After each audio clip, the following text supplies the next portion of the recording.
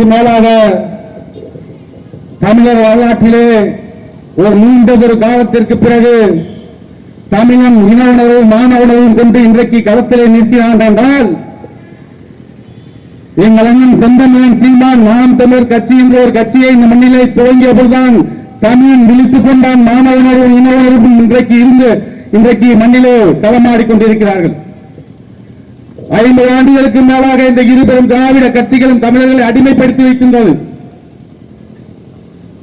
சற்று முன் என் தம்பி ஒருத்தன் அலைபேசியை அழைத்து என்ன உங்கள் கட்சியில் கூட்டத்தில் ஆட்களே குறைவாக இருக்கிறார்கள் என்று கேட்டான்.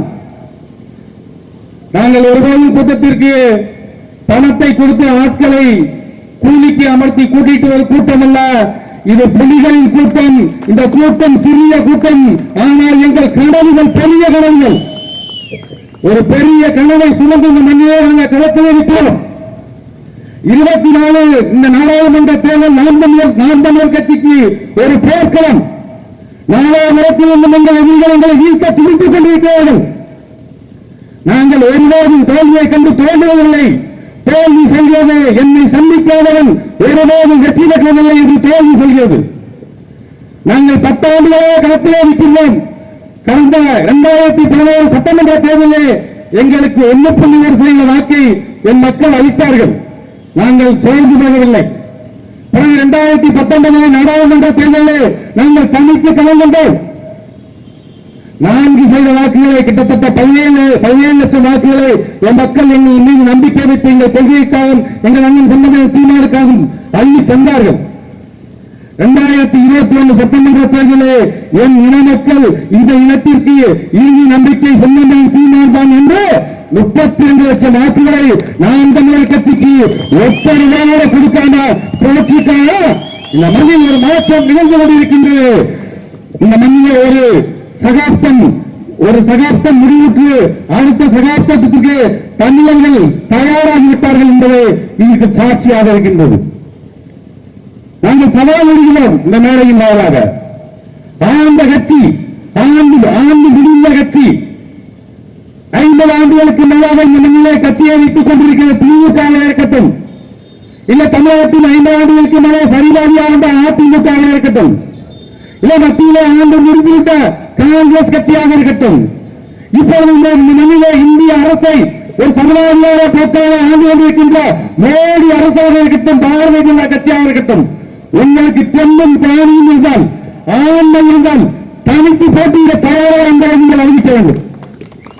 போட்டியிலையா? வாக்குக்கு பணம் கொடுக்காமல், கோட்டர் கொடுக்காமல், கோழி பிரியாணி கொடுக்காமல் இந்த மண்ணிலே நீங்கள் களத்தில் நிற்பதற்கு தயாரா? சீமானின் தம்பி சவால் விடுகிறேன். 10,000 பேர் கொடுக்கப்பட மாட்டான். தொகுதிக்கு 10,000 பேர் கொடுக்கப்பட மாட்டான்.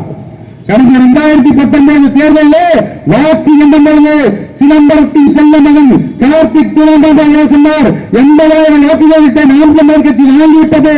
ரொம்ப கஷ்டம் எடுத்துங்க வந்திருக்கோம். 2024 உங்களை தோல்வியே செல்லும். நான் ஒரே ஒரு கேள்வி கேட்கிறேன். இந்த காங்கிரஸ் திமுக ஒரே ஒரு கேள்வி கேட்கிறேன். என்ன இருக்குடா ஐபிஎல் உங்களுக்கு ஓட்டு போடணும்? ஒரே ஒரு காரணம் சொல்லும். திமுக காங்கிரஸ் கூட்டணிக்கு ஒரே ஒரு காரணம், இதுக்காக ஓட்டு போட்டோம் சொல்லி பார்க்கலாம். புரியுங்களா? ஒரே ஒரு காரணம் சொல்ல நான் ஓட்டு போறேன். எனக்கு எதுவும் காரணம் இல்லை. கேட்டா நாங்கள் அதை செய்து விட்டோம், இதை செய்து விட்டோம். என்ன செஞ்சு கிழிச்ச? 50 ஆண்டுகளுக்கு மேலாக இன்றைக்கு என் மக்கள் தண்ணீர் கஷ்டப்பட்டு இருக்காங்க. குடிக்கிற தண்ணிக்கு நீர் இல்லை. விவசாயம் வைத்து வைத்தது, விளைவுகள் அழிந்து போய்விட்டது. கரைகளை உரசி செல்லும் காவிரி சட்டமும் பலவரை உரசி செல்லும் படைகளின் சட்டமும் ஒருங்கே இருந்த சோழவன திருநாடு இன்னைக்கு வறண்டு போய் கிடக்கு. தஞ்சம்பலைக்கு தஞ்சைக்கு போன அன்னைக்கு நம்ம ஊர்ல இருந்து இன்னைக்கு தஞ்சையில் இருக்கிற பனியன் கம்பெனிக்கு திருப்பூருக்கு பஞ்சாயத்து போயிட்டு இருக்கான். இதுதான் தமிழ்நாட்டின் அவலநிலை. இதுதான் 50 ஆண்டுகால தேர்தல் ஆட்சியின் சாட்சி. என்ன சீர்திருத்தம் பண்ணிட்டீங்க? நாங்கள் தான் உங்களை படிக்க வைத்தோம். எங்க தாத்தா வல்லுவர்களை யாரை படிக்க வச்சா? பெரியார் தான் நிலத்தை மாற்றிவிட்டார். எங்கதான் மாற்றினாரு? சும்மா எதையாவது பேசிட்டு போறது. 50 ஆண்டுகளுக்கு மேலாக இந்த மண்ணிலே திராவிடம் என்ற ஒரு போலி துன்பத்தை வைத்துக் கொண்டு தமிழர்களை அடிமைப்படுத்தி வைத்ததான் இந்த திராவிட கட்சிகளின் ஆட்சி. எங்கள் ஐயா சொன்னாரே, ஆரியமும் திராவிடம் கைவிலிக்கு தமிழர்களை எதிர்க்கும் என்று எங்கள் ஐயா பசங்க முத்துராமலிங்க தேவர் அன்றே கழிச்சு சொன்னாரா? அன்றைய நீ சேர்ந்து நிக்கிறீங்க. நாம் தமிழர் கட்சியின் விவசாய சின்னத்தை உண்டாக்கி எப்படியாவது நாம் தமிழர் கட்சியின் வாக்கு வங்கியை குறைத்து அடுத்த தேர்தலில் நாம் தமிழர் கட்சியை இல்லாமல் ஆட்சியிடம் என்று கங்கணம் கட்டிக் கொண்டு பாரதிய ஜனதாவும் திமுகவும் சேர்ந்து செயல்படுவது மறுக்க முடியுமா? ஒரு கட்சியின் சின்னம் இந்திய தேர்தல் ஆணையம் சொல்கிறது 1% மேலே வாக்கு வாங்கிய ஒரு கட்சிக்கு அந்த சின்னத்தை கேட்டால் திரும்ப கொடுக்க வேண்டும். கேட்டா சொல்கிறார் ஃபர்ஸ்ட் கம் ஃபர்ஸ்ட் சர்வ். இதெல்லாம் பெருமாள் எங்க கட்டியாடா? முன்னாடி வீட்டில் கூட்டி போறதுக்கு முட்டா போயிடா. சட்டமும் திட்டமும் மக்களுக்காக இருக்கணும். நீங்க நாட்டுக்கு வந்தா எவ்வளோ ஒருத்தரை போட்டு சின்னத்தை கொடுத்துட்டு போவா. எவன் பிள்ளைக்கு எவ்வளோ இன்சல் பண்ற அயோக்கிய நாய்களா?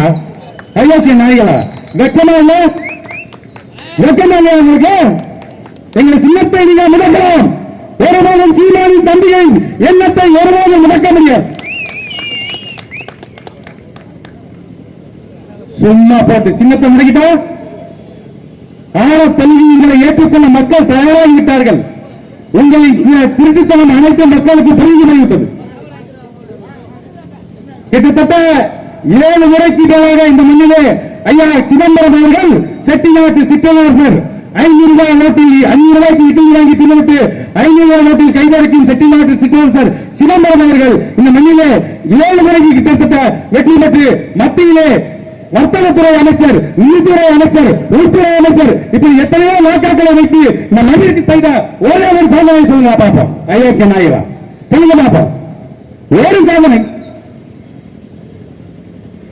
சுமார கலையாசி முறை சிதம்பரம் போட்டியிட்ட போது இதுவரை நான் டெல்லியில் இருந்து தொகுதியை பார்த்தேன், இனி தொகுதியில் இருந்து டெல்லியை பார்ப்பேன் என்று பேசினீங்களே மிஸ்டர் சிதம்பரம். நீங்கள் சாதித்த நீங்கள் கிழிச்ச கிளியன் எந்த மூச்சு அளித்துக் கொண்டு உங்கள் நாளுக்கு மீண்டும் சீட்டு வாங்கி கொடுத்து இந்த தொகுதியை போட்டியிட வைக்கிறீர்கள். கார்த்திக் சிதம்பரம் இந்த மண்ணில கலட்டி என்ற சொல்லுங்க பார்க்கலாம். என்ன செஞ்சிருக்காங்க சாதனை?